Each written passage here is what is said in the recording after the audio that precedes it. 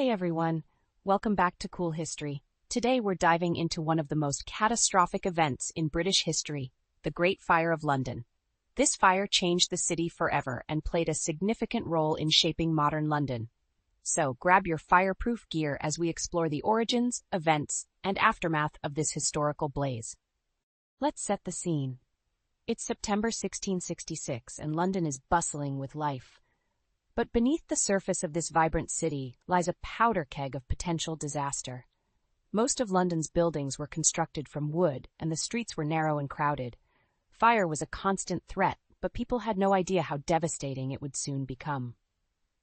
It all started on September 2nd at a bakery on Pudding Lane, owned by a man named Thomas Ferrier.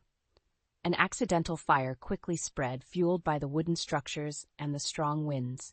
In the early hours, with firefighters ill-equipped to handle such a blaze, the flames took hold.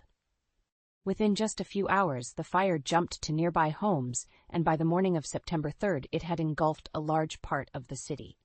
The Great Fire quickly became a raging inferno, consuming everything in its path. The devastation was catastrophic.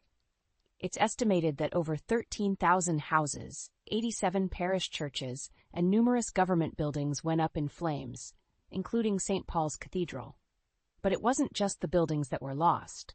The fire displaced thousands of residents and forever changed the landscape of the city. Despite the destruction, remarkably, only a handful of lives were lost, although the true number remains unknown. The Great Fire also led to a significant change in fire safety regulations and urban planning.